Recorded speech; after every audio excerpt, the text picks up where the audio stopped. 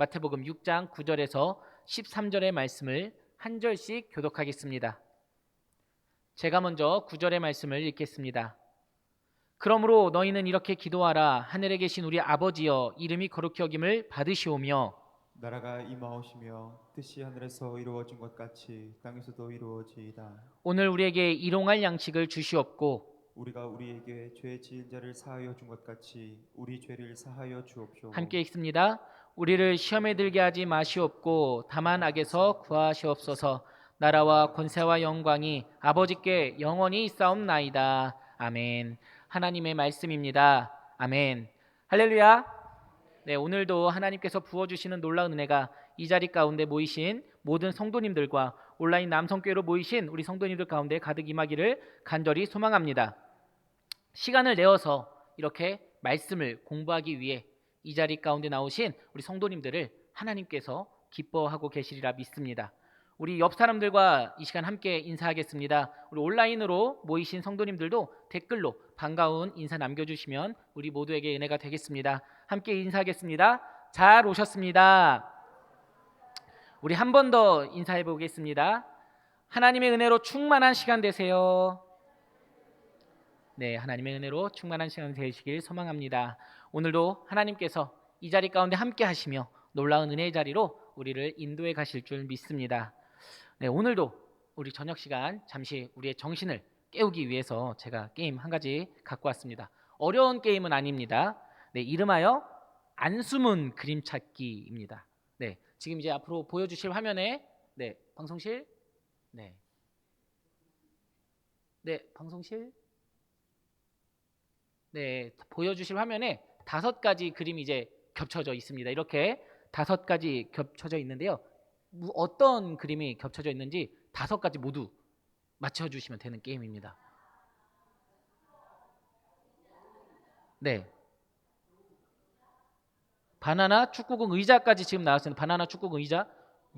여우 없습니다. 네, 마우스 있습니다. 마우스. 하나 더. 축구공 있고 토끼. 네, 토끼입니다. 넘겨주시겠습니까? 네, 이렇게 5가지 그림 겹쳐져 있습니다. 네, 이건 연습 게임이었고요. 네, 이건 연습 게임이었고요. 우리 다음 게임을 한번 파인애플, 코끼리, 시계, 마이크, 안경. 네, 그렇습니다. 안경까지 해서 이렇게 5가지가 있습니다. 네, 다음 그림 한번 볼까요? 김밥, 개구리, 선풍기, 식빵. 이 한 가지를 잘 못 맞추시더라고요. 많은 분들이 한 가지를 못 맞추십니다. 선풍기 했습니다. 길은 아닙니다. 에어컨, 개구리 임 했고요. 여성분들이 많이 사용하시는 겁니다. 네, 누구시죠? 누가 보셨죠? 립스틱? 네, 맞습니다. 립스틱이 가운데 립스틱이 있습니다. 우리 다음 그림도 한번 맞춰볼까요? 나비, 카메라, 카메라, 배드민턴, 가재 친척, 새우가 있고요. 그 다음에 하나 새우 했고요. 가운데 노란 색깔 뭐 하나 보이시나요? 노란 색깔 주사위. 네, 맞습니다. 주사위가 있습니다. 우리 마지막 그림입니다. 네, 우산, 장미, 포크, 샌드위치, 햄버거, 햄버거. 곰 누구신가요? 곰. 네, 곰이 숨겨져 있죠. 네, 가운데 곰이 숨겨져 있었습니다. 네, 어떻게 좀 집중이 되셨나요? 네, 우리 다음부터는 앞자리에 앉아주시면 더 게임도 즐겁게 참여하실 수 있고 은혜의 자리로 더 들어갈 수 있을 것 같습니다. 날마다 이렇게 은혜의 자리를 사모하는 우리 모든 성도님들 되시길 소망합니다. 네, 그렇다면 뉴 4인 4세 우리 수요 성경 공부 시즌2 하루 3번 주기도문으로 기도하기 우리 2번째 시간으로 하나님께서 주시는 은혜를 나누겠습니다. 우리 지난주 시간 기억하시나요? 본받지 말아야 할 기도의 모습과 주기도문의 개론으로 우리가 시간을 보냈습니다. 그렇죠? 본받지 말아야 할 기도는 뭐가 있었습니까? 외식하는 기도와 중언부언하는 기도였죠. 그 두 가지를 통해 우리가 바라볼 것은 우리가 기도하는 대상이 과연 누구인가?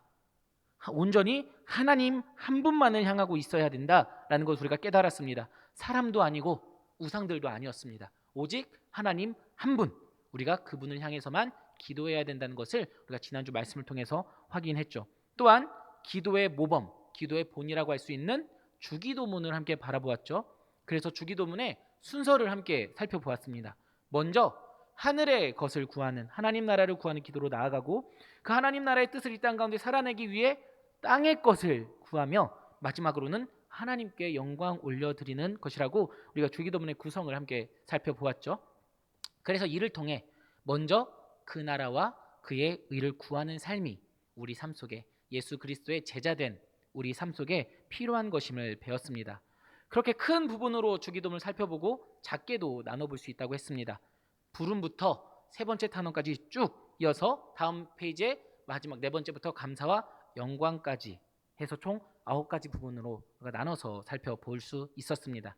우리는 남은 시간 동안 이 작게 나눠서 보는 구성으로 주기도문을 살펴보면서 하나님께서 기도를 통해 우리에게 베풀어 주시는 은혜를 함께 나눠보겠습니다. 먼저 여러분에게 묻고 싶은 것이 있습니다. 여러분에게 주기도문이란 무엇입니까? 그저 예배를 마칠 때 반복적으로 하는 하나의 기도문입니까? 우리 주기도문이 왜 성경의 표지 제일 앞부분에 이 기도문이 쓰여져서 전 세계에 있는 모든 그리스도인이 이 기도문을 암송하고 우리 주일학교 어린이들도 이 기도문을 암송할 것을 권면하며 반복적으로 우리가 이 기도를 하고 있는 것일까요? 이번 시간들을 통해서 그 질문에 여러분들이 또 스스로에게 답해가며 여러분들 가운데 주시는 은혜를 함께 찾아갈 수 있기를 바랍니다. 제가 계속해서 사용하는 표현이 있죠. 주기도문이 기도의 모범이다라고 말이죠. 사실 우리가 고백하고 있는 이 주기도문은 예수님께서 주기도문이다라고 명명하시지는 않았습니다. 주님께서 가르쳐 주신 기도이기 때문에 우리가 주기도문이라고 고백하고 있죠. 그리고 이 기도문은 2000년 기독교 역사에 있어서 중요한 기도의 길잡이로서 위치하면서 많은 그리스도인들을 인도해 왔습니다. 토마스 아퀴나스는 주기도문에 대해서 이렇게 기록하고 있습니다. 주기도문으로 기도하는 사람은 마땅히 바라야 할 것을 구할 뿐만 아니라 바라야 할 순서대로 구한다. 이렇게 주기도문은 간구의 준칙일 뿐만 아니라 우리가 어떤 취지로 간구해야 하는지를 안내해주는 길잡이이기도 하다라고 말이죠. 그리고 스탠리 하우어스라는 신학자는 이렇게 말하기도 했습니다. 만일 당신이 그리스도인이란 어떤 사람인가라는 질문을 받는다면 당신이 줄 수 있는 가장 좋은 대답은 이것이다. 그리스도인이란 다름 아니라 주기도문으로 기도하기를 배운 사람이다 라고 말했습니다. 이렇듯 그리스도인들에게 중요한 이 주기도문이 지금의 현대교회에서는 어떤 위치에 있을까요? 우리 교회에서는 그래도 너무나도 감사하게 매번 많은 예배 시간 이 주기도문을 암송하면서 하나님께 나아갑니다. 그런데 누군가는 이 주기도문을 그저 습관적으로 반복하기 때문에 의미가 없다라고 말하는 분도 있을 수 있습니다. 의미도 모르는 상태로 그저 반복적으로 주문처럼 외우는 것이 무슨 의미가 있다고 말합니까? 라고 생각하는 분들이 있을 수 있고 주기도문을 경홀히 여기는 분이 있을 수 있습니다. 하지만 그런 분들에게 다시 여쭙고 싶습니다. 그렇게 말하는 당신은 습관적으로 기도를 하고 있는지 말이죠. 여러분, 습관이란 것이 꼭 나쁜 것을 의미하는 것이 아닙니다. 요즘에는 젊은 사람들도 영어를 사용해서 루틴이라는 표현을 사용해서 표현합니다. 좋은 루틴, 좋은 습관은 오히려 우리 삶에 긍정적인 영향을 끼치죠. 예를 들어서 청소를 우리가 습관적으로 하지 않는다면 집은 금방 먼지가 쌓이고 쓰레기장이 돼버리고 말 것입니다. 이처럼 습관이라는 것은 우리 삶에 있어서 중요하다라는 것이죠. 우리가 주기도문을 습관적으로 하게 된다는 것은 오히려 반길 일이 된다라는 것입니다. 하지만 여러분, 생각할 지점은 분명히 있습니다. 이 기도는 우리가 원하는 것을 얻기 위한 간구나 기도가 아니라는 겁니다. 오히려 우리의 원함이 하나님이 원하시는 방향으로 나아가기 위한, 우리가 그렇게 나아가기 위한 기도라는 사실을 기억해야 합니다. 우리가 지금 이 시간에 예수님의 기도를 배운다는 것은 하나님 나라의 백성으로 살아가겠다는, 하나님 나라의 방법으로 살아가겠다는 결단이기도 하기 때문이죠. 그렇기 때문에 이 기도문 속에서 하나님 나라의 신비가 담겨져 있으며 우리가 함께 한 목소리로 이 기도를 고백하게 될 때 우리 모두는 주님 안에서 하나된 하나님 백성으로 나아가게 되는 것입니다. 즉, 한 번 더 말씀드리지만 우리는 이 기도를 고백함으로 그리스도인이 되어가는 것입니다. 예수님의 제자가 되는 것이죠. 처음 이 기도를 제일 먼저 배운 이들이 누구였을까요? 예수님의 제자들이었습니다. 누가복음 11장 말씀은 오늘 우리가 봉독한 마태복음 6장의 기도와 동일한 기도가 소개되어져 있는 평행 복문입니다. 거기 시작인 1절에 보면 이렇게 기록하고 있습니다. 예수께서 한 곳에서 기도하시고 마치심에 제자 중 하나가 여짜오되 주여, 요한이 자기 제자들에게 기도를 가르친 것과 같이 우리에게도 가르쳐 주옵소서. 제자 중 한 명이 먼저 예수님에게 기도의 방법을 요청했고 예수님은 그 대답으로 오늘 이 주기도문을 가르쳐 주셨습니다. 이 기도로 하나님께 고백한다는 것은 예수님을 따르는 사람, 예수님을 주로 고백하는 사람, 예수님의 제자로 살아가겠다는 고백이기도 했던 것이죠. 그렇다면 이제부터 과연 이 주기도문의 한 문장 한 문장이 가지고 있는 의미는 어떤 것인지 살펴보도록 하겠습니다. 우리 한글 성경에서는 주기도문의 제일 첫 부분을 하늘에 계신으로 시작하고 있습니다. 먼저 하늘에 계신이라는 문장 속에서 알 수 있는 것은 하나님의 한이 없는 영광과 하나님의 다스리시는 통치 영역, 이렇게 두 가지의 의미로 우리가 바라볼 수 있게 됩니다. 우리가 흔히 생각하기에 이 하늘이라는 개념에 대해서 그냥 지금 우리가 밖으로 나가서 볼 수 있는 하늘을 생각해 보실 수 있습니다. 어릴 적부터 신앙생활을 하시던 분들은 이런 상상을 한 번쯤 해보셨을 수 있습니다. 하나님 나라가 하늘에 있다고 말이죠. 저는 그래서 이런 상상을 하면서 자라왔던 것 같습니다. 비행기를 타고 가다가 하나님 나라에 부딪히게 되면 어떡하지? 라는 그런 상상을 어릴 적에 좀 이렇게 많이 했던 것 같아요. 하지만 21세기를 살아가는 사람들이라면 비행기를 타고, 아니 우주선을 타고 올라가서 이 지구의 어느 하늘을 돌아보아도 하나님 나라를 발견할 수 없다는 것쯤은 우리 다들 알고 있습니다.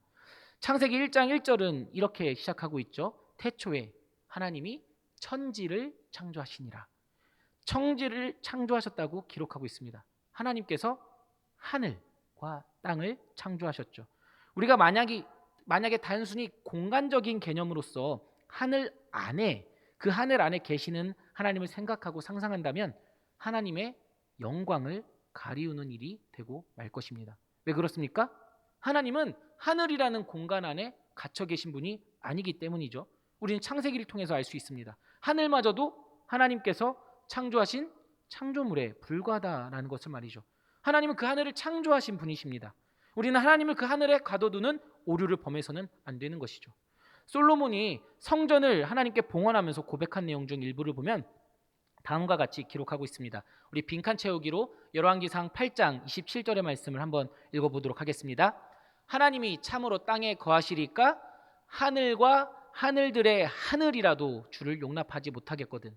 하물며 내가 건축한 이 성전이오리이까. 무슨 고백입니까? 하늘의 하늘이라도 하나님을 모시기에 턱없이 부족하다는 의미이죠. 이 세상의 어느 피조물도 하나님의 영광을 담을 수는 없습니다. 그렇기 때문에 하나님께서는 모세를 통해서 십계명을 주실 때 우상을 금지시켰죠. 광야에서 아론이 이스라엘 백성들과 함께 금송아지를 만들어서 우상을 섬길 때 아론이 이렇게 말했습니다. 출애굽기 32장 4절의 말씀입니다. 아론이 그들의 손에서 금고리를 받아 부어서 조각칼로 새겨 송아지 형상을 만드니 그들이 말하되 이스라엘아, 이는 너희를 애굽 땅에서 인도하여 낸 너희의 신이로다 하는지라. 이들이 지금 제사 지내는 대상이 누구입니까? 하나님입니다. 하나님이라고 말하고 있죠. 애굽 땅에서 인도하여 낸 하나님을 향해 제사를 지내고 있습니다. 그런데 왜 우상 숭배가 되는 것일까요? 출애굽기 20장 4절의 말씀입니다. 너를 위하여 새긴 우상을 만들지 말고 또 위로 하늘에 있는 것이나 아래로 땅에 있는 것이나 땅 아래 물속에 있는 것을 어떤 형상도 만들지 말며. 왜 하나님의 형상을 만들지 말라고 하셨을까요? 이 형상들은 하나님을 위한 것이 아니기 때문입니다. 우리가 편하자고 우리 눈에 보이는 것이 믿기 편하니까 우리를 위하여 만들어낸 우상이었기 때문이었습니다. 하나님의 영광은 감히 그 금송아지 안에 담을 수 없었습니다. 감히 이 땅의 어느 피조물로도 표현할 수 없고 담아낼 수 없다는 것을 우리는 기억해야 합니다. 그렇기 때문에 솔로몬도 하늘과 하늘들의 하늘이라도 주를 용납하지 못하겠다고 고백하고 있는 것입니다. 그렇다면 여기서 말하는 하늘이란 무엇일까요? 이에 대해서 많은 신학자들이 의견을 주고 주장했습니다. 칼빈은 이에 대해서 이렇게 요약해서 말하고 있습니다. 첫 번째로는 하나님의 영광을 나타낼 수 있는 가장 최고의 단어가 하늘이었다라고 말하는 것이죠. 하나님의 피조물이고 인간인 우리로서는 하늘보다 더 숭고하고 장엄한 것을 찾아볼 수 없기 때문에 영광의 하나님을 표현하기 위한 최고의 단어로서 하늘이라는 단어를 선택했던 것입니다. 하나님의 영광이 하늘이다라는 것이죠. 시편 19편 1절의 말씀입니다. 우리 빈칸 채우기로 한번 읽어볼까요? 하늘이 하나님의 영광을 선포하고 궁창이 그의 손으로 하신 일을 나타내시도다. 계속해서 말씀을 볼까요? 시편 8편 3절에서 4절까지의 말씀을 보면 이렇게 기록하고 있습니다. 주의 손가락으로 만드신 주의 하늘과 주께서 베풀어 두신 달과 별들을 내가 보니 사람이 무엇이기에 주께서 그를 생각하시며 인자가 무엇이기에 주께서 그를 돌보시나이까. 즉, 이 시편 기자들의 고백을 통해서 살펴볼 수 있는 것은 정말 하나님이 저 하늘 위에 계시다는 의미가 아니라 하늘을 바라보니 하나님의 임재를 느낄 수 있다. 하늘을 바라보니 하나님의 영광을 우리가 느낄 수 있다, 바라볼 수 있다라는 의미입니다. 칼빈은 말합니다. 그러므로 이는 마치 하나님은 한량없이 위대하고 높으신 분이요 불가해한 본질을 지닌 분이며 한없는 능력을 지니셨고 영원히 불변하시는 분이라고 말하는 것과 마찬가지이다라고 말이죠. 또 한 가지 우리가 살펴볼 수 있는 부분은 바로 하늘은 하나님이 다스리시는 통치 영역이라는 의미로 바라볼 수 있습니다. 우리가 흔히 알고 있는 마태복음에서의 하늘나라, 즉 천국에 대한 번역으로 인해서 우리에게 하늘이란 정말 구름이 가득하고 저 하늘 위 어딘가에 있는 나라가 바로 하늘나라다라는 이미지로 많이 각인되어져 있는 것이 사실이기도 합니다. 하지만 마태복음의 저자인 마태가 하늘나라라고 기록할 수밖에 없었던 이유에 대해서도 우리는 살펴보아야 하죠. 마태복음의 헬라어 원어 성경을 살펴보면 하나님 나라가 아닌 하늘나라라고 기록하고 있는 것들을 우리가 바라볼 수 있는데요. 그 이유는 바로 하나님이라는 그 거룩한 단어를 감히 사용할 수 없었기 때문에 하늘나라라는 단어로 대체해서 사용을 했던 것입니다. 그리고 그 표현들로 인해서 이런 오해들이 생겨나게 된 것이죠. 다른 성경들을 통해서 바라보면 하늘나라라는 표현이 아닌 하나님 나라라는 표현을 사용하고 있는 것을 확인할 수 있게 됩니다.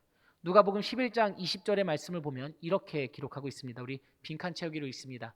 그러나 만일 하나님의 손을 힘입어 귀신을 쫓아낸다면 하나님의 나라가 이미 너희에게 임하였나니라.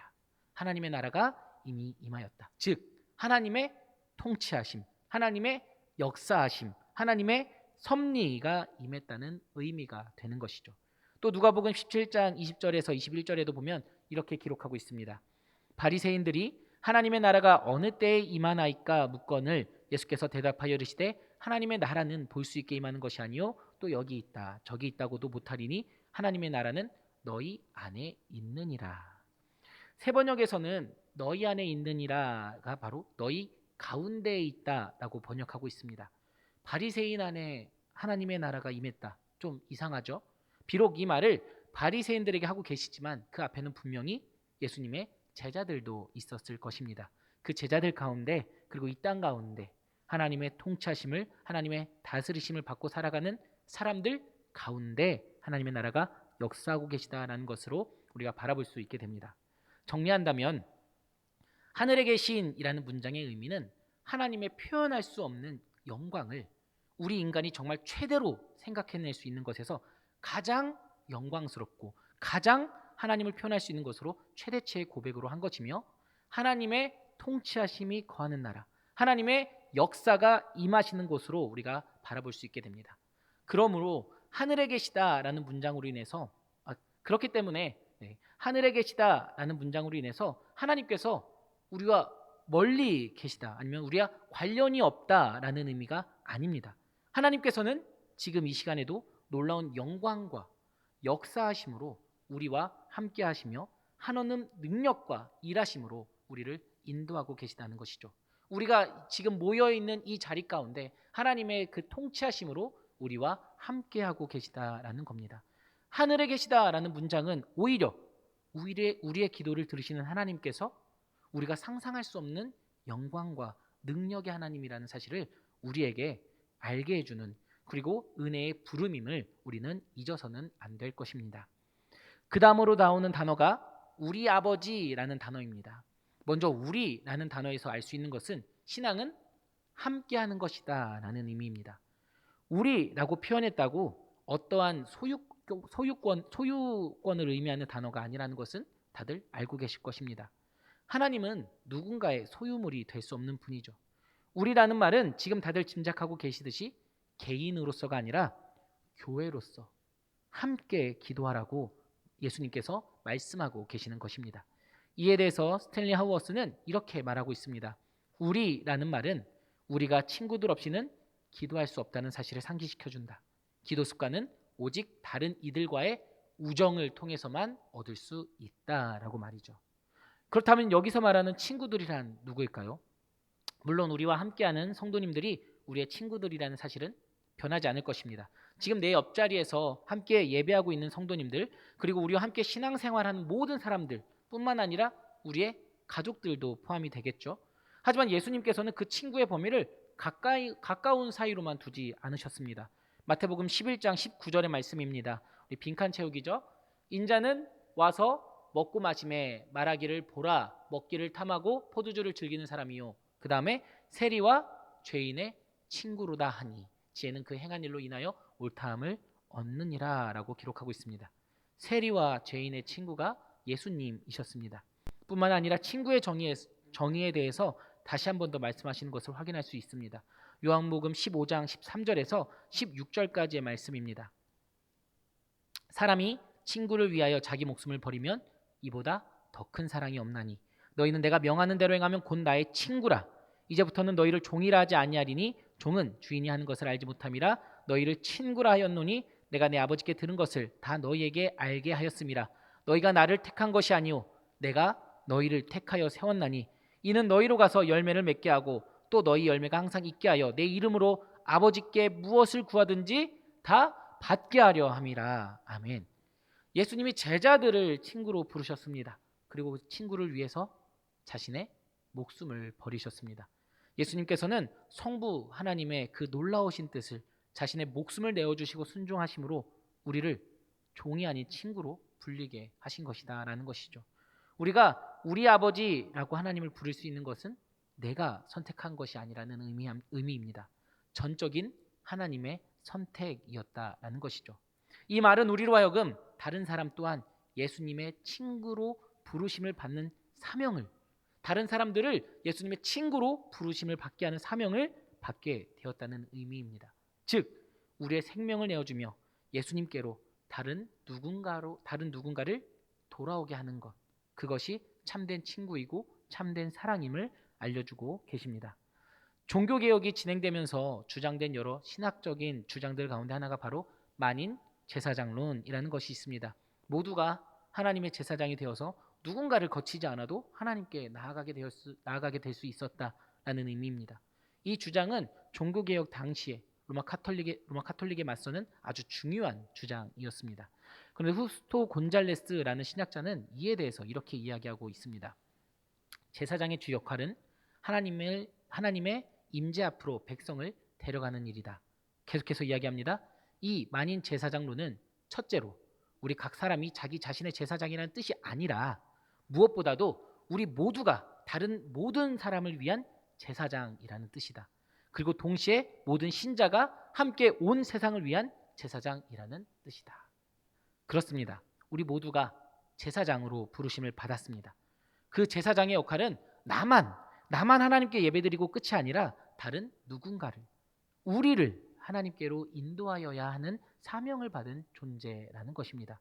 그렇기 때문에 예수님께서도 나의 아버지라고 고백하지 않고 우리 아버지요 라는 것으로 기도를 가르치고 계신 것입니다.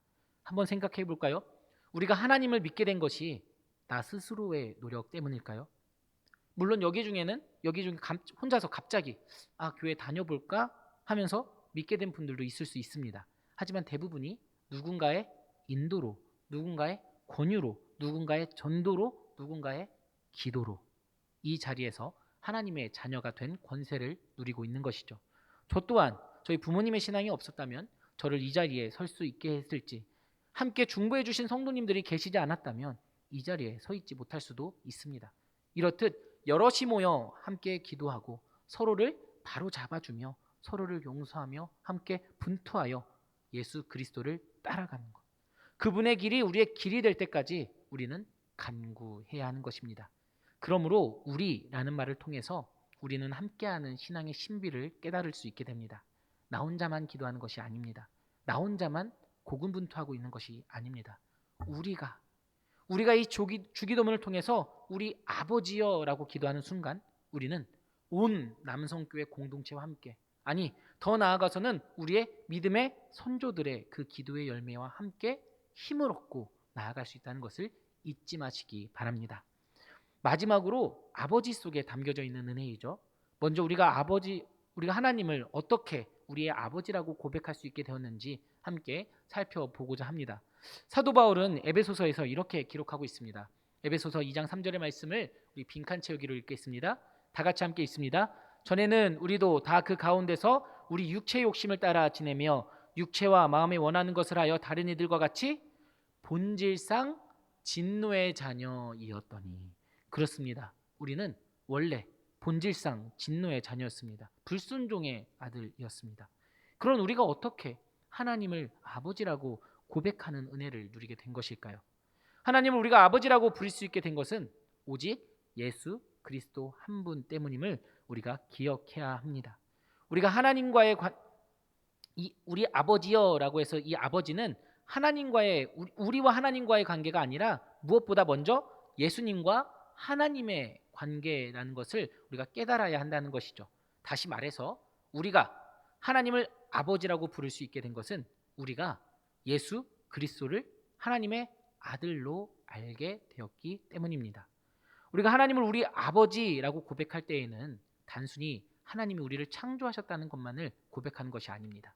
하나님께서 예수 그리스도 안에서 우리를 구원하셨다는 것을 고백하는 단어가 바로 우리 아버지라는 고백이 됩니다. 예수님께서 하나님을 계시해 주시지 않았다면 우리는 영원히 하나님에 대해서 고백하지 못하고 알지 못했을 것입니다. 하나님께서 예수 그리스도를 통해서 역사하시자 우리는 하나님을 아버지라고 고백할 수 있게 된 것이죠. 예수 그리스도를 바라봄으로써 하나님을 바라보게 되는 것입니다. 하나님을 아버지라고 고백하게 되는 것입니다. 갈라디아서 4장 4절에서 7절은 이렇게 기록하고 있습니다. 때가 참에 하나님이 그 아들을 보내사 여자에게 나게 하시고 율법 아래에 나게 하신 것은 율법 아래에 있는 자들을 속량하시고 우리로 아들의 명분을 얻게 하려 하심이라. 너희가 아들이므로 하나님이 그 아들의 영을 우리 마음 가운데 보내사 아빠 아버지라 부르게 하셨느니라. 그러므로 네가 이후로는 종이 아니요 아들이니 아들이면 하나님으로 말미암아 유업을 받을 것이니라. 하나님께서 예수 그리스도를 이 땅 가운데 보내신 이유, 우리를 속량하시기 위함이었습니다. 우리를 속량하셔서 우리를 아들 삼아 주시기 위해서 하나뿐인 아들 예수 그리스도를 이 땅 가운데 보내셨던 것입니다. 그러므로 하나님을 아버지라고 부를 수 있는 자들은 예수 그리스도 안에서 구원을 받은 그리스도인들만이 가능한 고백이기도 한 것이죠. 스탠리 하우어스는 이 부분에 대해서 이렇게 기록하고 있습니다. 좀 어려운데요. 좀 어려운 내용인데 한번 잘 들어보시기 바랍니다. 하나님은 얼굴이 있고 이름이 있으며 일정한 행동 방식이 있다. 삼위일체가 바로 그것이다. 만일 우리가 예수를 몰랐다면 우리는 하나님을 알지 못했을 것이다. 만일 예수께서 우리를 친구로 삼아 주시지 않았더라면 우리는 하나님과 얼마나 깊이 원수졌는지, 우리가 하나님께 얼마나 크게 반역했는지 알지 못했을 것이다. 계속해서 이야기합니다. 우리가 삼위일체를 믿는 것은 우리가 하나님을 우리 아버지라고 부르며 기도하도록, 곧 하나님을 성부와 성자와 성령으로 부르라고 배웠기 때문이다. 성자이신 예수는 우리에게 하나님의 이름을 가르칠 수 있는 분이시기 때문이다. 아멘.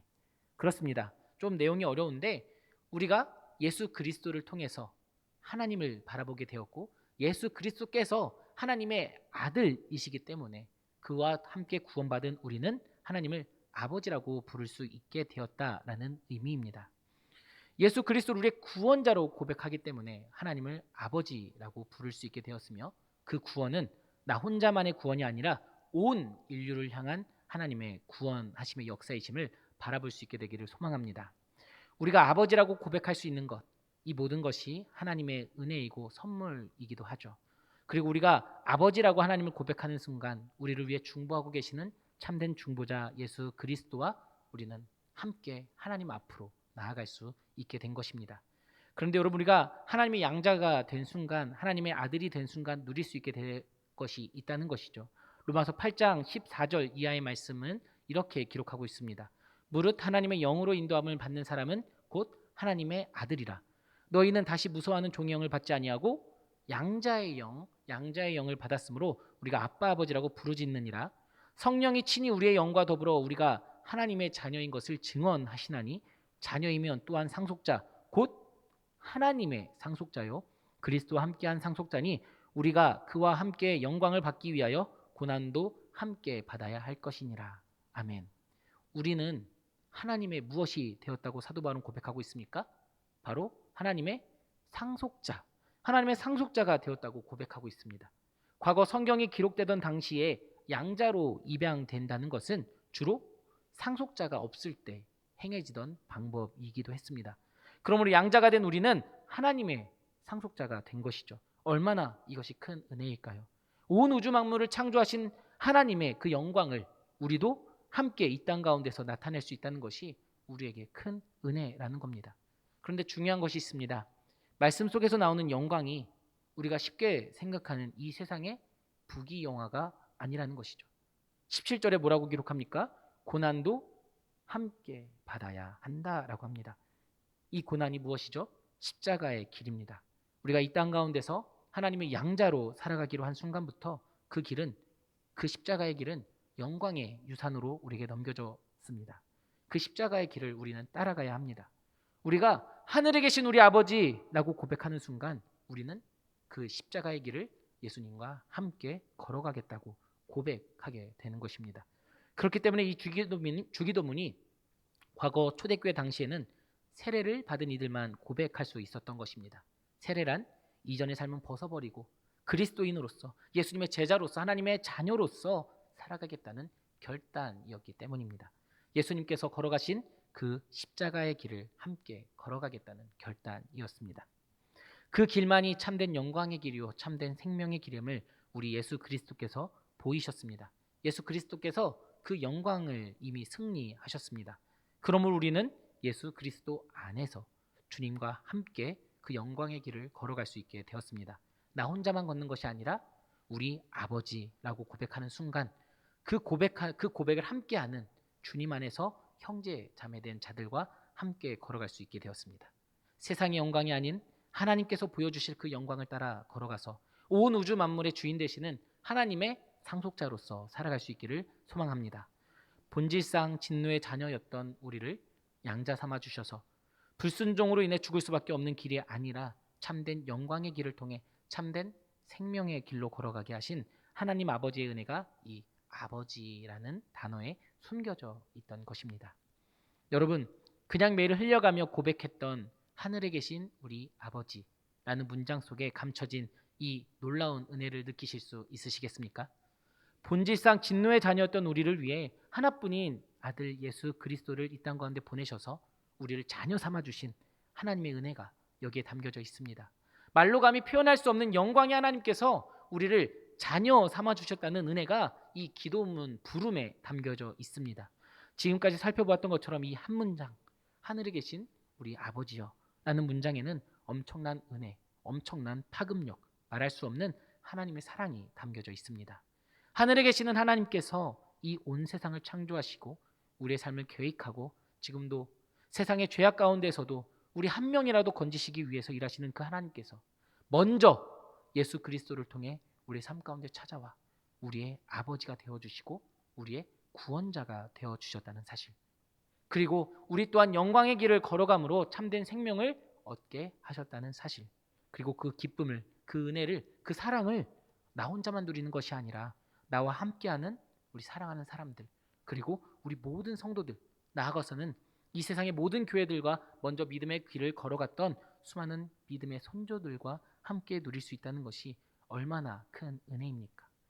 사랑하는 여러분, 이 믿음을 갖고 하나님께 나아갈 수 있길 소망합니다. 기도는 사람에게 드리는 것이 아니고 우상에게 드리는 것도 아닙니다. 우리가 기도를 하나님께서 어떤 분이신지 바르게 알아야 더욱 하나님께 깊이 나아갈 수 있게 되는 것입니다.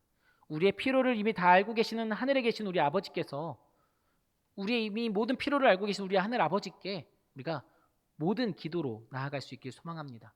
그러므로 우리 삶을 향한 하나님의 뜻을 알아가고 하나님과 깊은 교제를 통해서 이 땅 가운데 하나님 나라를 함께 이루어가기를 간절히 소망합니다. 이 세상을 창조하신 하나님께서 예수 그리스도를 통해 우리의 구원자가 되셨고 또 우리의 아버지가 되어주셨습니다. 그리고 성령님을 통해 우리를 지금 이 시간에도 이끄시며 그리고 우리 서로를 하나 되게 하시며 하나님께로 나아가게 하십니다. 그렇기 때문에 주기도문은 나 혼자 고백할 때보다 우리가 함께 고백할 때 더 큰 의미를 가지게 되고 더 큰 힘을 주게 됩니다. 앞으로 이 주기도문을 고백할 때 이 부분을 더 마음속에 깊이 새기시며 하나님의 사랑을 그리고 서로 함께하는 그 사랑을 그리고 예수 그리스도의 사랑을 온 마음으로 누리며 살아갈 수 있게 되기를 좋으신 예수님의 이름으로 축원합니다.